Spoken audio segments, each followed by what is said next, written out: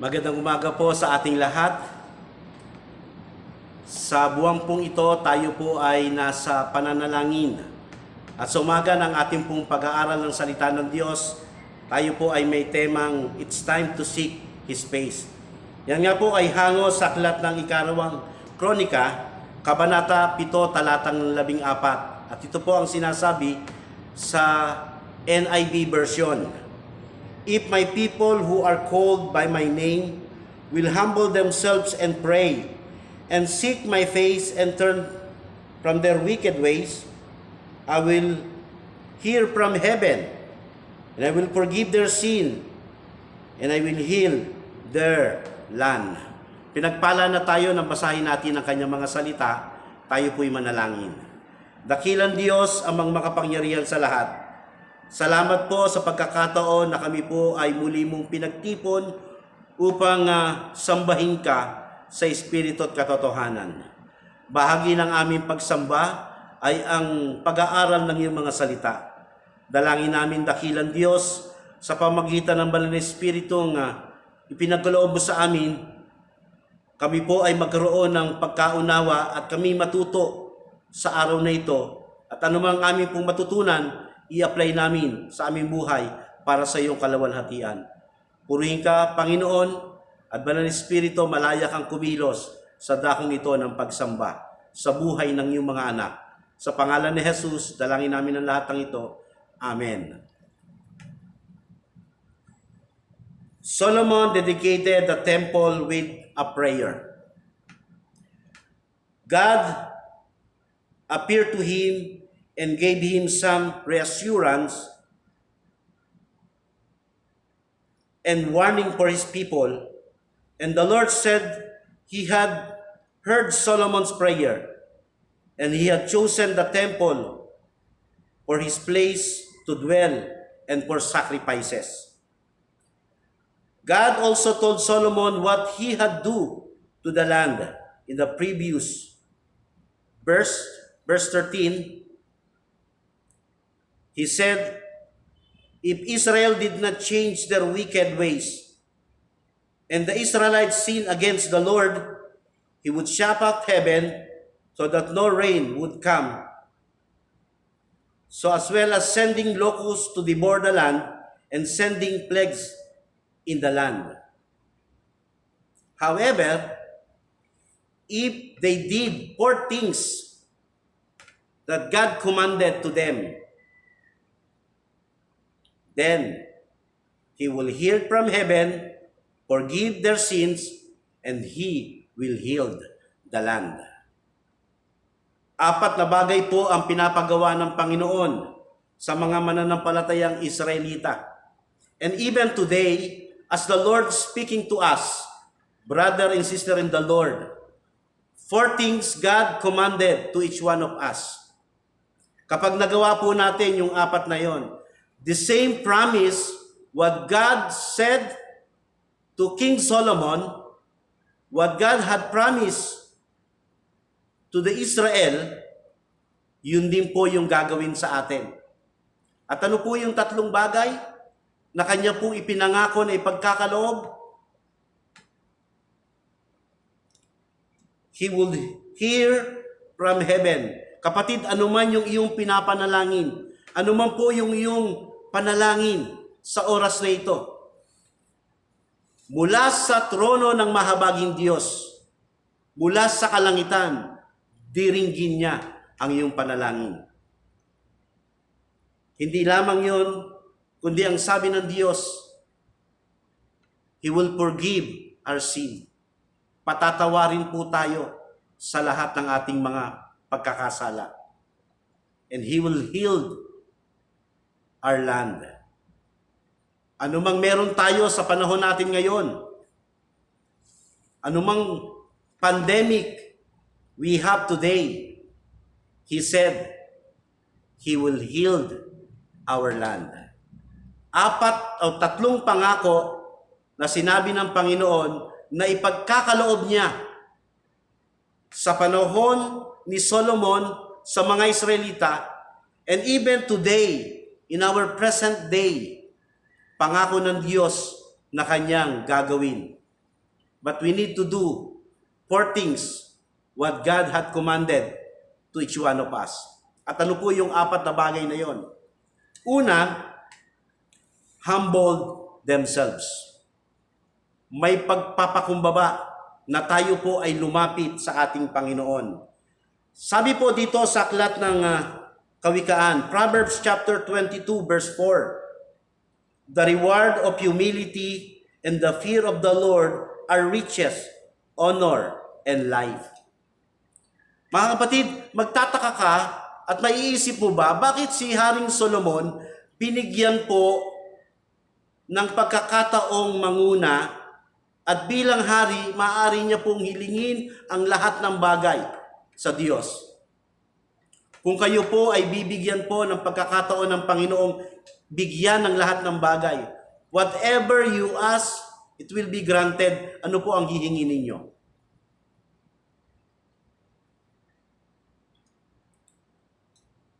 Si King Solomon, hiningi niya po ay isang bagay lamang.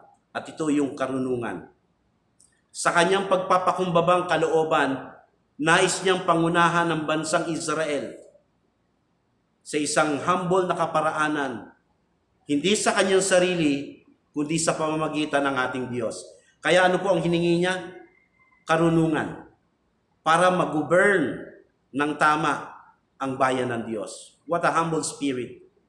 And what the Lord did, ano po ang ginawa ng Panginoon? Ano po ang sagot ng Diyos?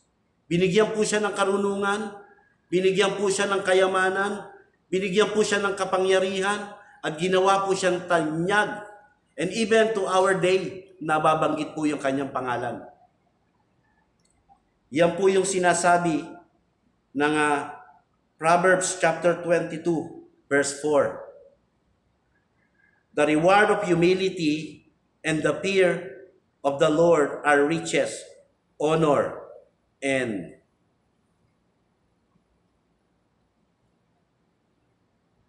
life. Riches, honor, and life. Kapatid, the Lord is commanding each one of you, each one of us, to be humble.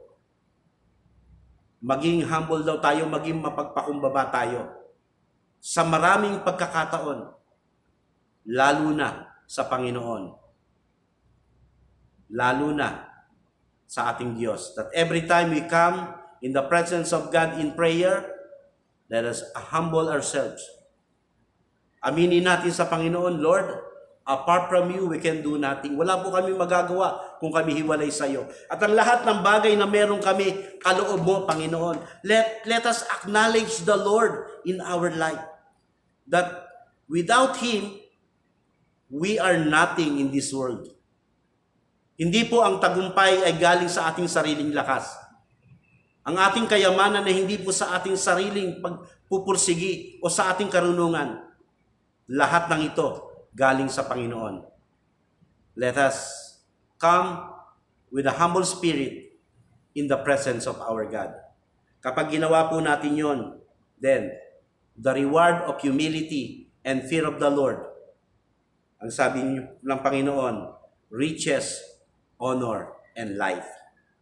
Pangalawang bagay na pinagagawa at inuutos sa atin ng Panginoon na dapat nating gawin, pray. Manalangin. Manalangin ng walang kapaguran. Manalangin ng walang kasawaan. Maaring sa iba napakasimple ang panalangin. And we know that prayer is just simply talking to God. Bakit po simple talking to God o simple ng pakikipag-usap? Simple because it's a reality of talking to God that comes from our heart. Hindi po ito parang wisdom na salita ka lang ng salita. Yes, it might be some person, some people, mga talkative. Magaling magsalita, magaling magsalaysay and everything. May mga magagaling mahuhusay na pananalita, mga mabubulaklak na pananalita. Pero ang gusto ng Panginoon yung real talk, real prayer. And what is that? A prayer that comes from our heart. Ang sabi po ng Jeremiah 29 verse 12, "Then you will call on me and come and pray to me, and I will listen to you." Pag tumawag po tayo with sincere heart, kapag tayo po ay lumapit sa Panginoon, pakikinggan po tayo ng Diyos. Ang tanong, bilang anak ng Diyos, we as Christian, we are a disciple of Jesus. Not just only a believer, but a disciple of the Lord. Mga disipulo tayo, hindi lang tayo basta believers. Mga tagasunod po tayo ng Panginoon. At kung magkaganon, ang tanong ko po bilang anak ng Diyos, hindi nga ba kasama natin ang Panginoon? Yes or no? Yes, in three sense. Una, God is omnipresent. Isa sa mga katangian ng kapangyarihan ng Panginoon ay yung pagiging omnipresent. Ano po ang ibig sabihin ng omnipresent? That God can be in anywhere at the same time. Kaya nga po sa dinami-dami ng mga mananampalataya at disipulo ng Panginoon all over the world, when they are praying at the same time in different places, God can be there at the same time. Ganun po siya makapangyarihan. Ang Diyos ay nasa lahat ng dako. Dahil ang Diyos natin, sa Kanya, walang imposible. Sa aklat po ng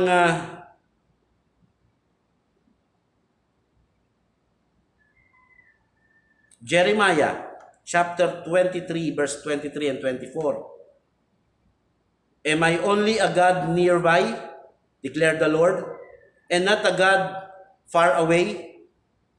Who can hide in a secret places so that I cannot see them, declared the Lord.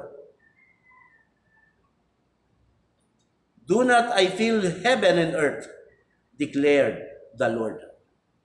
Kaya mo bang magtago sa Diyos? Siya ba yung Diyos na sa malapit lang, hindi pwede sa malayo? Hindi niya ba kayang punuin ang kanyang kaluwalhatian ng sanlibutang ito? Yes. Kaya niya, pwede niya. Bakit? Kasi siya po ang God of omnipresent. One of God's attribute, ang kakayahan at kapangyarihan ng ating Panginoon. Pangalawa, covenant and commitment. Ang Diyos matindi po pagdating sa commitment. Ang Diyos pagdating sa covenant, napakatindi po. Kung maalala po ninyo si Abraham, nakipag-covenant po si Abraham, ang Diyos kay Abraham, at si Abraham ganun din sa Diyos. At ang sabi ng Diyos, siya'y magiging ama ng maraming bansa. And we know the story. Alam po natin yung kasaysayan. Matanda na po si Abraham nang tawagin ng Diyos. At ang kanyang asawang si Sarai ay baog. And yet, sa pangakong siya'y magiging ama, it was happened. Bakit?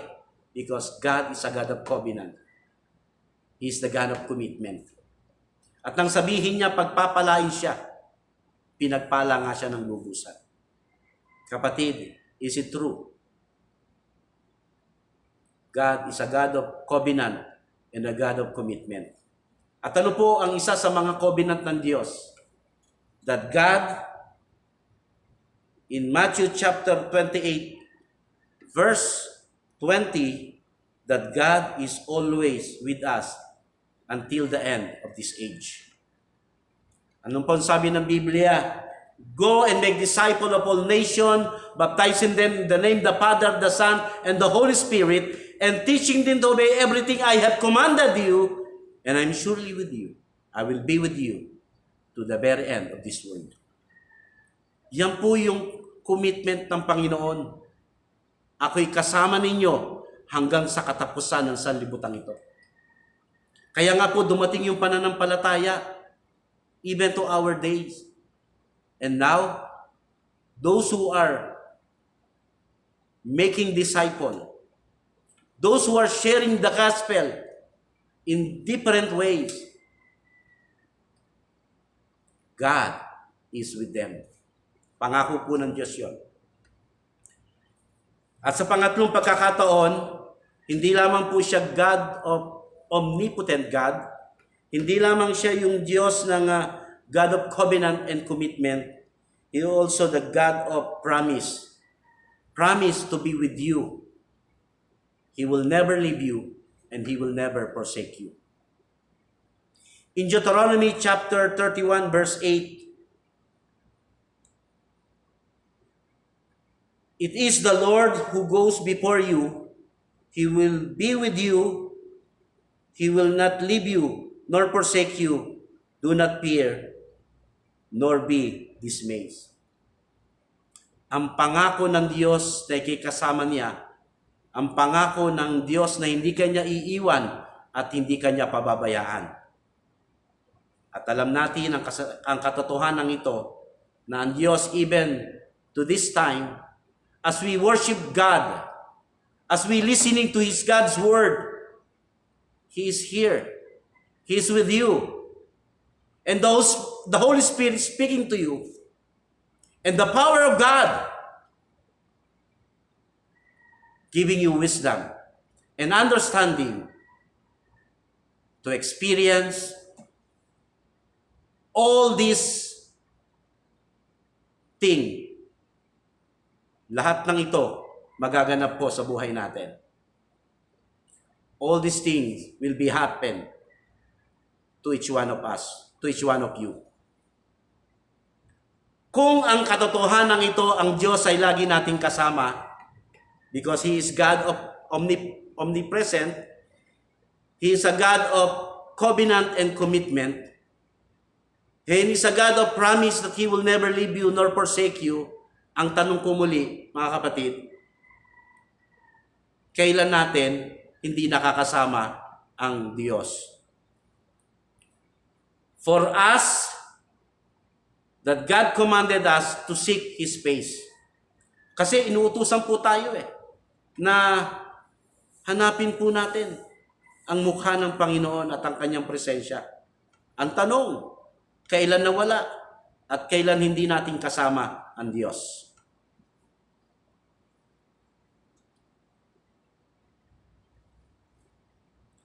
His face, the brightness of His personal character is hidden beyond the curtain of our carnal desire. Para bagang nahaharangan ng makapal na kortina ang brightness of His character. The shining glory of His presence in our life.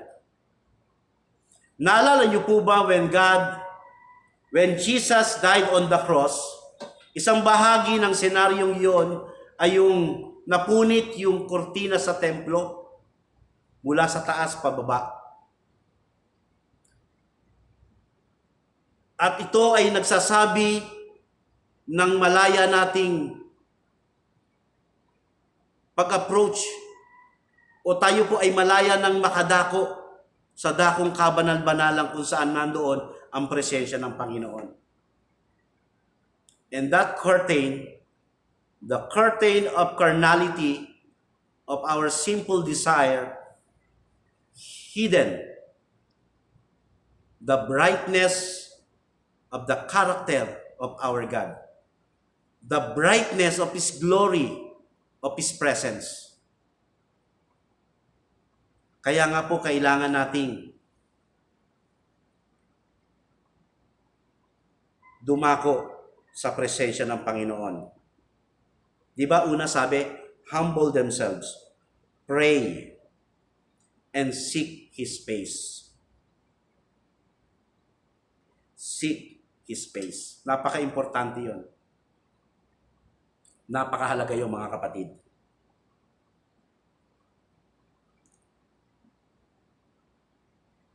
At pangatlo, ang pang-apat, turn from their wicked ways. Tayo po ay hindi lamang pumikit para hindi makita yung ating mga kasalanan. Minsan kasi kapag pumipikit tayo, di ba? Parang paganyan, pero may butas, nakikita pa rin yung kasalanan. But this time, ang gusto ng Panginoon, hindi niya po sinabing cover your eyes or close your eyes para hindi makita yung kasalanan. But rather, He said, ano po ang sabi niya? Turn from their wicked ways. Talikuran at layuan na po natin ang kasalanan. Talikuran at layuan na natin for us na hindi na po tayo connected sa mga kasalanan yon. Ang sabi po ng Isaiah chapter 59 verse 2, but your iniquities have separated you from your God. Your sin have hidden His face from you so that He will not hear. Dahil sa sala mo, ang naging dahilan bakit di marinig ang dalangin mo. At siya ring dahilan ng paghihiwalay ninyo. Tayo po ay nahiwalay sa presensya ng Panginoon dahil po sa kasalanan. At alam natin, kahit kailan hindi po pwedeng pagsamahin ang banal at ang makasalanan. Tulad ito ng tubig at langis. Automatically, nagkakaroon ng separation. Naghihiwalay. And that what sin did in our life. Kapatid, kaibigan, it's about time to think about these things. It's about time to figure out yung lahat ng bagay sa buhay natin. Gusto po nating dinggin ng Diyos ang ating panalangin. Be humble in His presence. Hindi yung parang lagi tayong nagmamalaki.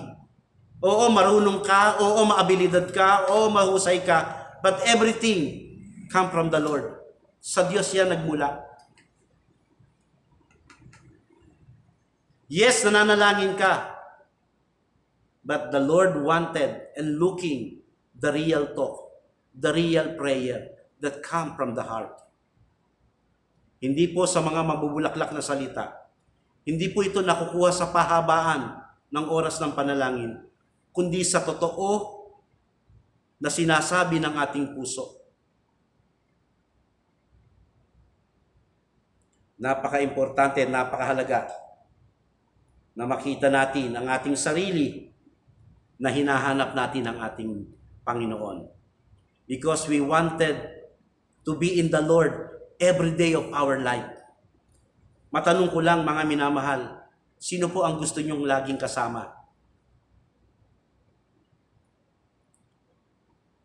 Diba? Kung sino yung lagi mong kasama, ang laki po ng impluwensya nito sa buhay mo.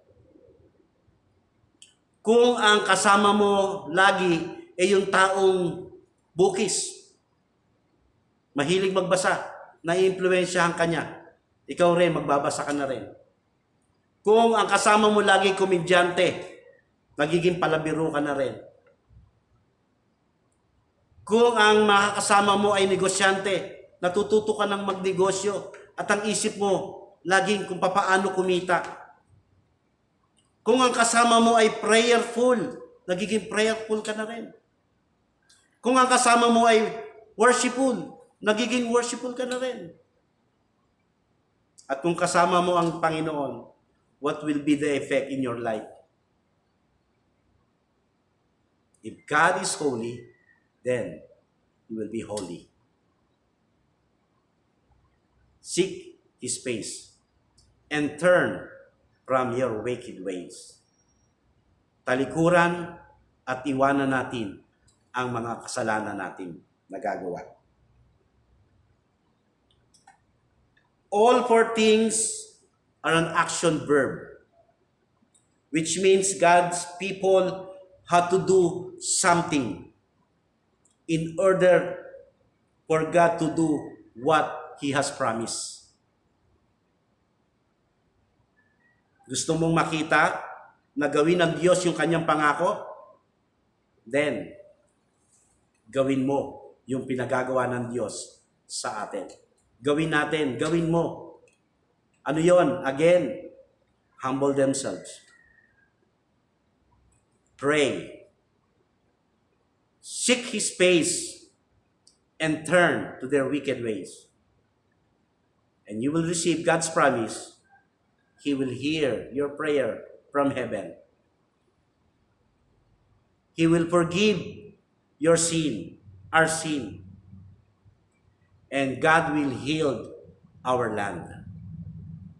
Mga minamahal, mga kapatid ko sa Panginoon, pinagpala na tayo ng Diyos. Magandang umaga po sa ating lahat.